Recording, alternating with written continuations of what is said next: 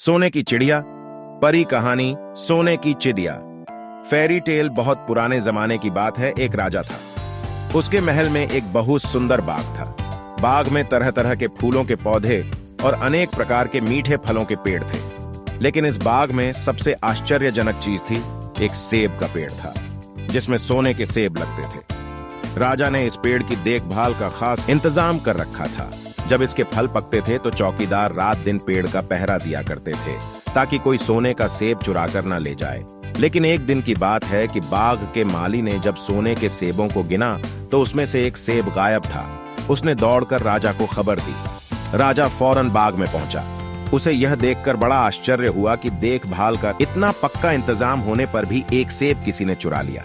उसने ऐलान किया कि कोई सोने के सेब को चुराने वाले चोर का पता देगा, उसे इनाम दिया जाएगा। सबसे बड़े राजकुमार ने राजा से कहा कि रात में वह पहरा देगा और चोर को पकड़ने की कोशिश करेगा। राजा ने उसको इसकी इजाजत दे दी। बड़ा राजकुमार रात में पहरा देने लगा, लेकिन 2 घंटे बाद ही उसे नींद आ गई और वह सो गया। सुबह उठकर जब उसने सेबों को गिना तो वह देखकर चकित रह गया कि रात भर में एक और सेब गायब हो गया था। इसके बाद दूसरी रात को मंझले राजकुमार ने पहरा देने का काम संभाला। उसे भी नींद आ गई और तीसरा सेब चोरी हो गया। राजा बहुत चिंतित था। दरबारियों की भी समझ में नहीं आ रहा था कि क्या किया जाए। सब लोग उदास बैठे थे कि इतने में सबसे छोटा राजकुमार आया और उसने कहा कि आज की रात मैं पहरा दूंगा और चोर को पकड़ूंगा।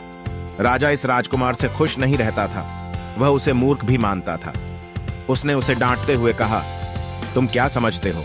क्या तुम्हें इसमें सफलता मिलेगी? तुमसे बड़े और तुमसे ज्यादा समझदार दोनों राजकुमार इस काम में असफल हो चुके हैं। तुम जाओ अपना काम करो। लेकिन छोटा राजकुमार नहीं माना। उसने राजा से प्रार्थना की कि उसे एक मौका जरूर दिया जाए।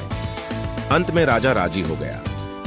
राजकुमार रात में पहरा देने लगा। उसने तय किया कि वह किसी भी हालत में नहीं सोएगा और चोर को जरूर पकड़ेगा। जब आधी रात हुई और 12 बजे का आखिरी घंटा बजा तो राजकुमार ने देखा कि एक सुंदर सोने की चिड़िया कहीं से उड़ती हुई आई।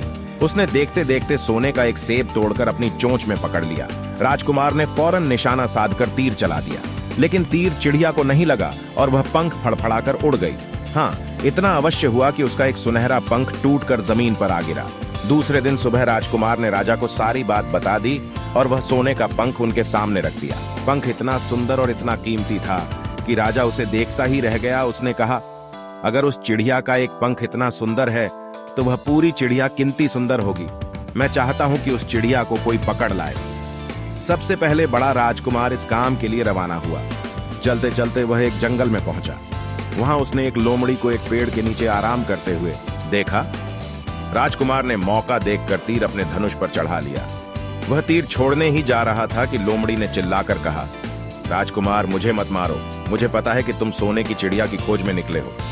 तुम मेरी राय मानो तो तुम्हारा काम जल्दी ही पूरा हो जाएगा। तुम इसी रास्ते से सीधे चले जाओ। शाम होने पर तुम एक गांव में पहुंचोगे। वहां तुम्हें आमने सामने 2 सराय मिलेंगी। एक सराय खूब सजी सजाई और सुंदर सी होगी, लेकिन तुम उसमें मत ठहरना। तुम उसके सामने वाली दूसरी सराय में ठहरना, जो बहुत मामूली और देखने में भी भद्दी सी होगी।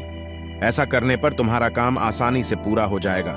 लोमड़ी का बात सुनकर राजकुमार को हंसी आ गई। उसने डांट कर कहा, कहानी का अगला हिस्सा सुनने के लिए हमारे YouTube चैनल पर बने रहें।